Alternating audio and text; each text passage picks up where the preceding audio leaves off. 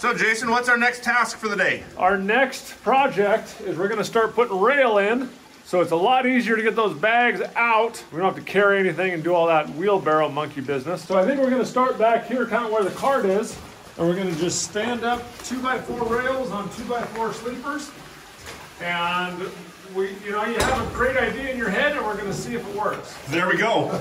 These are the cheapest Harbor Freight wheels I could get. Perfect. Cheap is always good. And they'll last. Always, right? Always. They'll last. Reminder.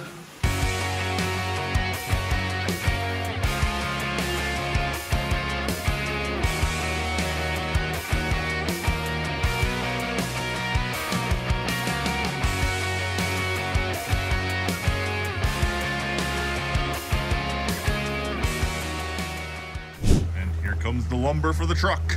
The lumber for the truck? No, the lumber for the track. I know what I'm saying. Did you pull out your camera at the same time I did? Definitely. I was just gonna say, we're making progress. This is going fast with 3 of us working here. And 3 brains is better than 1, that's for sure. We're working off of each other's strengths here and figuring this out great. I really like your idea of putting the sleeper just on the intersection of the long rails, and then we'll come and add them where we need to later. Yeah, we're just doing the joints for sleepers to start with, and then as we see where we need them along the way, we can add them in. The corner we need more sleepers because we're, going around a corner. And this is great. Tap it with a hammer, it'll fall right in. Get a hammer. Here, there we go. Nice hammer. I like your hammer. It'll go. Oh, I didn't cut the angle. That's it's okay. Now hit it in there. Yeah. Hit it in there. There we go. Yeah. Now he's thinking like a miner. Jippo mining. Yeah, it works. There you go. Perfect. All right, Dan. All screw it, buddy. We are killing this. We have been at it for maybe an hour, and we're halfway through what should be a full day's job. We're gonna nail off in 2 hours. And yeah, it's going so well, just smooth. We gotta level out the track in a few spots. I had to put a couple of spacers down, and we only started spacers at that point, so everything from there back will need spacers, but that's simple to do. Easy peasy, lemon squeezy.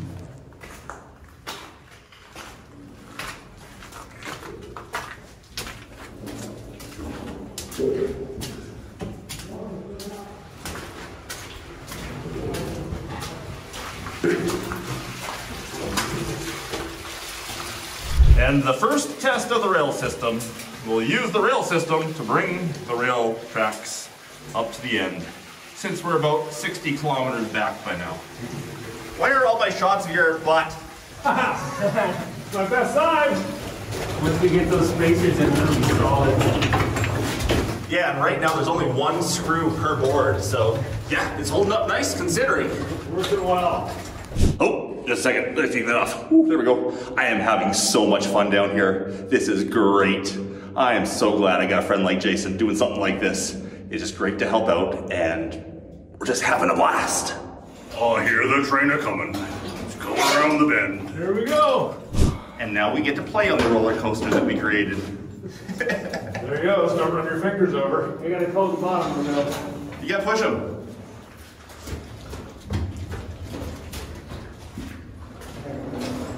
There it is. Yeah. Now it's a powered rail. Now you get to find out where I missed the screws. Well, that was a heck of a lot of fun. How far back is it to the ladder there? 600-ish feet. 600 feet? So we did 600 feet of rail? Oh yeah, easy. 600 feet of rail. That is amazing. Obviously, there's a lot of work left to do. We're just having fun today. Tomorrow, Harry gets to do the hard work. Yes, sir. Well, I think our fun at the mine is done. Now it's time to crush that ore and see what we got, because I know there's gonna be a lot of yellow shiny stuff in there. The gold. The guys are unloading all the wood. I'm sitting back watching. I love hard work. I could watch it all day.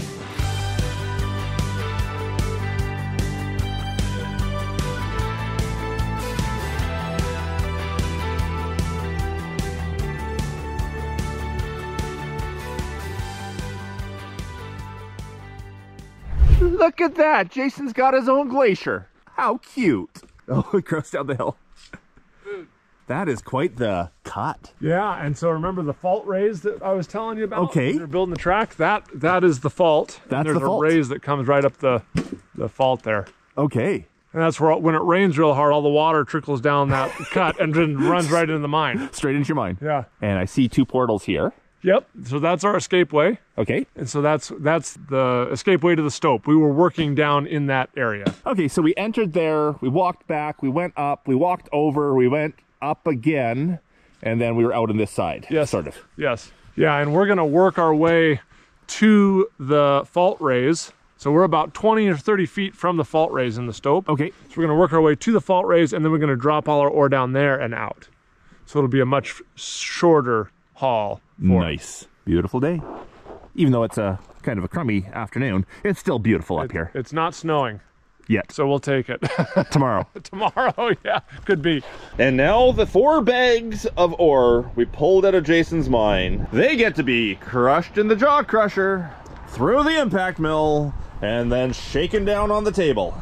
Then we'll go inside, smelt, coupel, and see what we got for gold.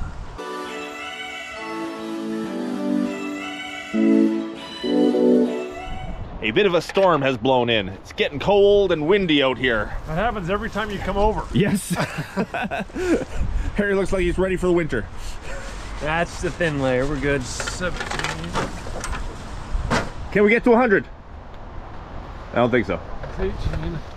35. Maybe, I don't know. Oh, that's a heavy one. These are heavy. What does that say? 46. Okay. make him hold it longer. Sorry, I didn't know your scales. Like, oh, which side's which? I was like, okay, pounds, kilograms. There's 80. 80? 35 plus 46 is 80, roughly, right? Yeah. What does that say? And take off 3 pounds for the bucket. Yeah, so we'll call that 56 as well. 56. 46 or 56? 56. 56. We're over 100. 125 pounds. There we go. 125 pounds of ore. And I'm thinking there's gonna be, I'm guessing 20 grams in there. Jason thinks 8. Harry thinks 10 ounces. I have no idea. It's good ore. It's gonna be the biggest bead I've seen come out. Okay, quit lollygagging around. Let's get these things through the crusher. Dan wants them crushed. Crush! And we will be using Jason's equipment today, the jaw crusher, the impact mill, and the shaker table to process this ore. If you want to know anything more about this equipment, check out Jason's channel, Melt, Baker, Mining and Metals. I'm really hoping I got some good shots of this stuff while we were underground, because we're not gonna take time out here in this windy storm to have good shots. We're just crushing. Here we go, first time.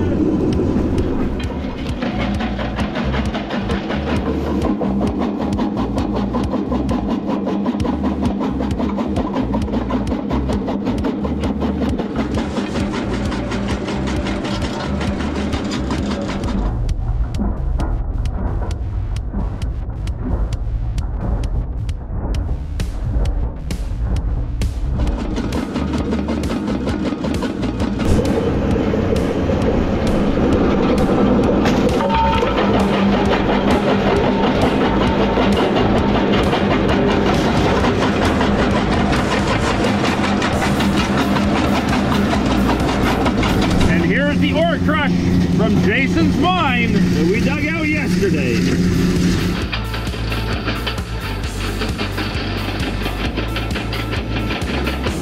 Here it comes!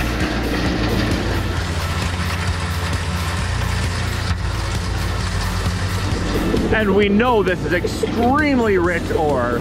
If I'm ever gonna see a line of gold on this table, today is gonna be the day. Here comes the first sulfides off the end. The gold will follow shortly. Look at the perfect separations. The quartz just going away. The sulfides in a line. The heavy sulfides coming up, coming down the edge. And in a second, we're gonna see the line of yellow over here.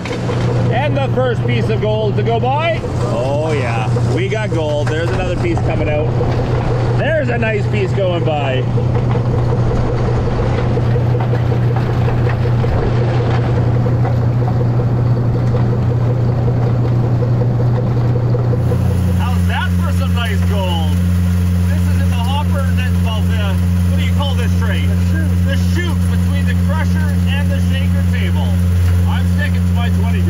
There's a lot of gold there. Very nice. Gold all through. Everywhere you look, there's more and more gold. The line of gold we're seeing. There's probably 100 pieces in frame right now.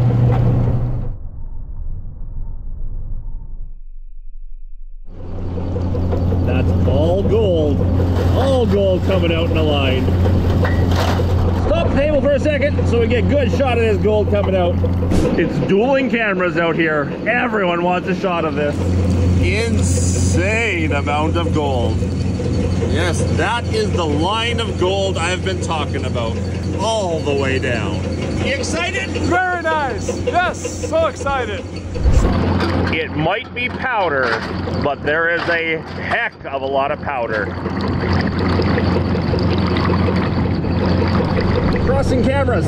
Yeah.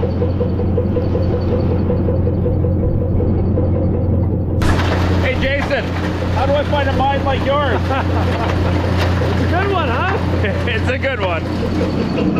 Ready? Yeah, kick it. Okay. Find some more gold.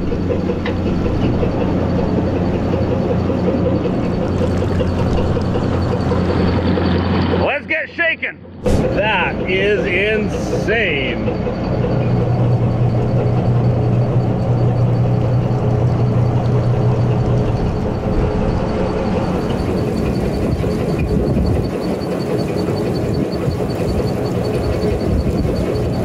In the trough before it goes down to the bins, loaded in gold. Now let's go smelt it. Yeah. I hope your 20 grams was right. I do too. There it is. There's the money bin, the money bucket. Let's go do it. Gonna refine the cons just a little bit before we smelt. Reduce them just a bit.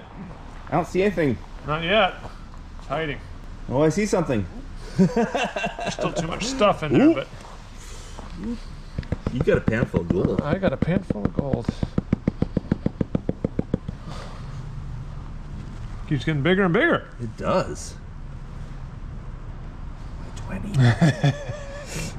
We'll see when it all gets melted down, but that's more than the 4 that Brent had. Okay. Time to mix some flux and get smelting. It always reminds me of a cooking show when you do this. When I do this? Yeah. Here. Little tower. Yeah. Very artistic. Yeah. Very artistic. Gonna go right in there. And if you're not familiar why we put iron in there, go for it, close it up. Having the iron in there, just make sure that any of the iron sulfides in the cons don't end up in the prill, that they stay in the flux.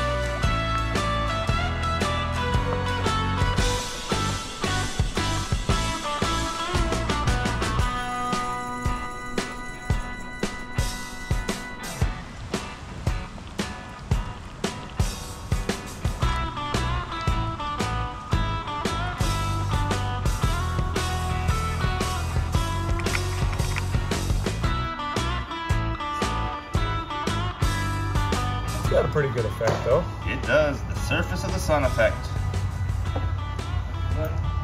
Everybody likes that. Oh yeah, you definitely got butt close up. I think we're ready to see what's coming out of the cone. This is always the loud bit. Here we go.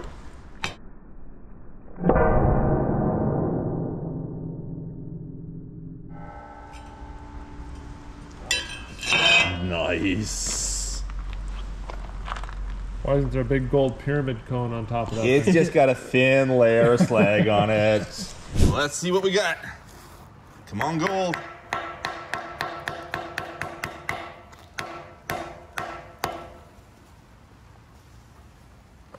Now, it's not gold color, but you say you have bismuth in your ore, right? Correct. So it's going to be a gold bismuth alloy right now that we'll have to Cupel out? Correct. And all the gold is in there. And once we get the bismuth out, we'll have a nice, pretty gold bead. We gotta clean it up a little bit first. I'm always concerned about these little pieces of slag with a skin of metal on them. But they just go in the bucket with everything else and I'll process it later. Time to Cupel the prill. We're gonna put it right in there. It will melt very quickly. We should be able to see it start melting pretty soon. All the base metals will oxidize and go into the Cupel, and we'll be left with our precious metal bead when it's all over. Come on, melt. Any second Anytime! I guess all that gold's making it tough to melt, right? There That's we what go. it is. All that gold is making it, raising the melting point. Yeah, it just doesn't quite have that shiny dome look.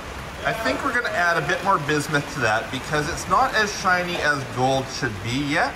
So we might not have had enough collector metal to absorb into the Cupel at this point.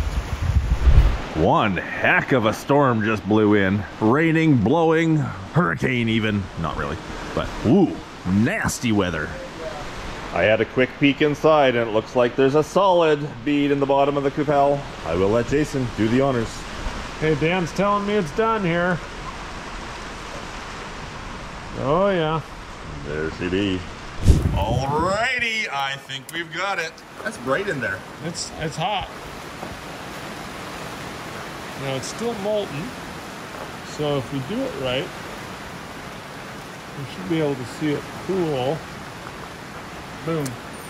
Did it solidify? Yep, just blink. Oh, I didn't get zoomed in on time. I missed it too. Maybe not. None of us No, got I it. think it's still, is it still molten? No, it blinked. Yeah. Guesses on weight? I'm saying four right now. I'm saying 5. Hey, light's nice. It's looking good. Yeah, it's dark in here. Camera decided it needed light. That is amazing looking. Bright gold. Ah, you were right. 4.29. Still not bad. 4 gram button in 125 pounds of cons, of rock, of ore. Someone do the math real quick. So that means what you got with Brent, it must have been, he must have got 1 or 2 good solid chunks in there. Yeah. There's only one way to solve this. You got to do a bigger bulk test. Well, there we go. That comes out to 70 grams per ton, which is just over 2 ounces per ton. Nothing wrong with that, Jason. Nothing wrong at all. You did well. Well, the storm has ended. We got some beautiful colors in the sky as the light fades for the day. Gentlemen, thank you so much. I had so much fun. Please make sure, if you haven't already, check out Mine Operator on YouTube and Melt Baker Mining and Metals. Hope you're all having a great day. And until the next one, bye.